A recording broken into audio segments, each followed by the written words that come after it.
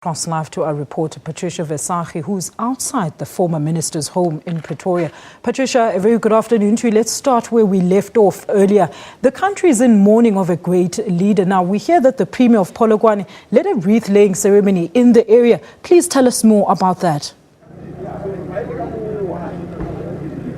Well, certainly, Alicia, the country is in mourning. And of course, as you have heard since yesterday and throughout the day, a lot of sentiments being expressed that we have lost a great asset. We have lost a jewel. A lot of people coming to the home here in Waterkloof in Pretoria to come and express their condolences.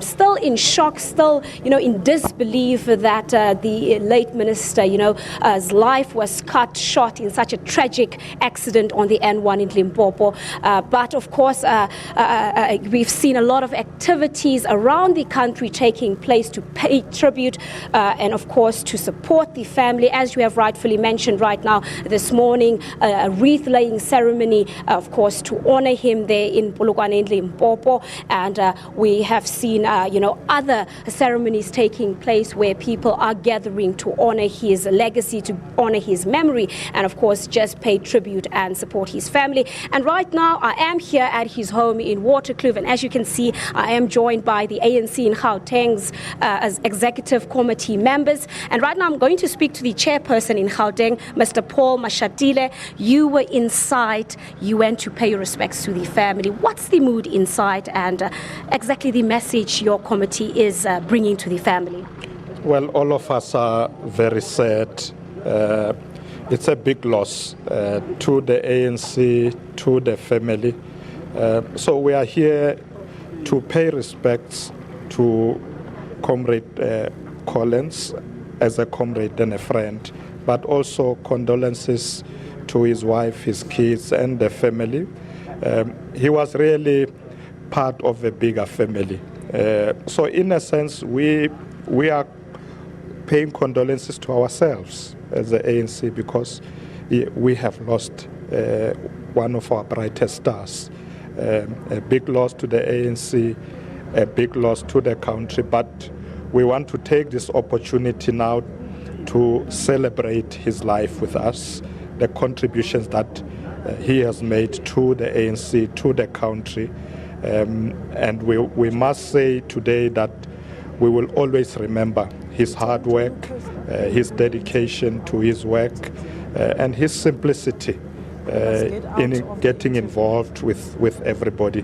And we want to say today, may he depart in peace. We'll always remember him, and surely we will make sure that the good work that he has been doing, we follow on that, and we must bring a better life to all our people, because that's what Comrade Collins would have wanted to see. All right, let's get a word from the Premier of Gauteng, Mr. David Makhura. How do you remember the late Minister Collins Chabane? I would first like to convey our deepest condolences to the Chabane family, Sis Mavis, his wife, his son Madimba, and his daughter Takane.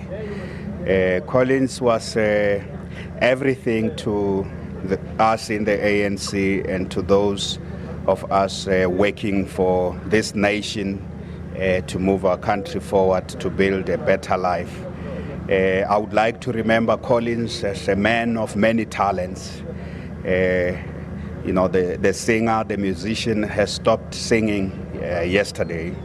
A man of a big heart. Collins was, he would bear no grudges.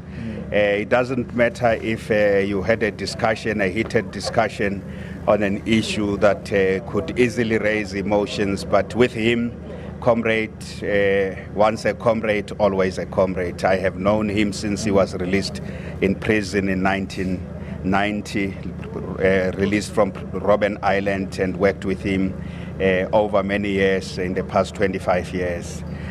Comrade Collins was also a very jolly person.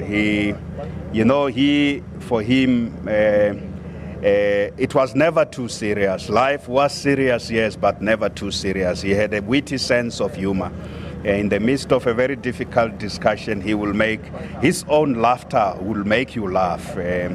We have lost a great revolutionary. You can feel it in the country, in the movement, that there's a pervasive and profound sense of sadness around that. Indeed, he was gone too soon. He was working with us in every sense of the word. I mean, in the last few months, he's been working with us in the Gauteng provincial government to help organize our administration so that it can really live up to the expectation of a clean government and a responsive government. We will miss him, but his legacy is here to stay.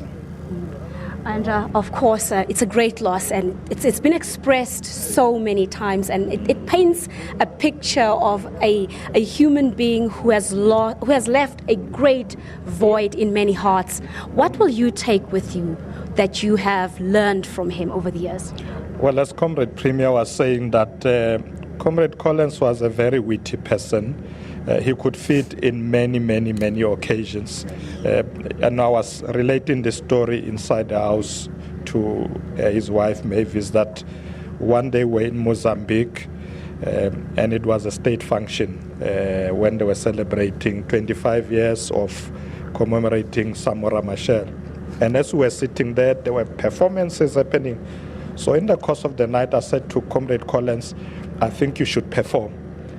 And Comrade Collins did not complain. He went on the stage and he started singing, performing, and all of us were going up, dancing. So that's the kind of person he was. He could fit anywhere. He could relate to people in a simple way, but at the same time, one of our best intellectuals. So we will surely miss that engagement with him. But as Comrade Premier is saying, his legacy lives on. So he certainly was the glue that, stuck all of you together. But Premier, let's talk about the issue of road carnage. This loss once again puts the spotlight on that. I mean, it's a sensitive issue that has now gone and robbed you of one of your own. Yeah, we were doing just Comrade Collins Chabane's passing yesterday got me to start counting how many leaders, how many outstanding leaders of our people have died through car accidents over the last 20 years or so. Some of them just after the ANC was banned, in the period of the transition. We lost some of the finest sons and daughters of our soil who died on our roads. So it is a matter of great concern to me personally and to many of us that a country that faces so many challenges, we need every talent. We need every single one of these committed South Africans, and we lose some of them through carnage. I don't want to go through the names. The names are too many. They have left us, they left a gaping wound, a big gap in the work that still has to be done as a country. We certainly have to do something about this matter of our roads and the accident. It is getting us thinking now, what more can we do? We're losing professionals, we're losing committed politicians, we're losing selfless cadres. The skills that our economy requires, the skills that our governance system requires is lost through this way. So certainly we've got to think of this as an emergency, I think.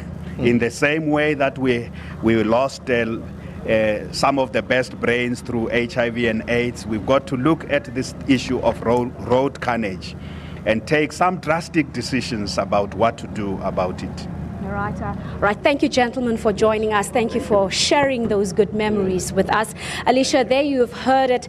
Of course, road carnage in the country, a big problem. Drastic measures needed to try and prevent this, to combat this. As you have heard, it is a sensitive issue. It is a crisis that has robbed the country of some of its greatest minds ever. And of course, the late Minister Collins Chabane is one of them. Of course, back to you in the studio, Alicia.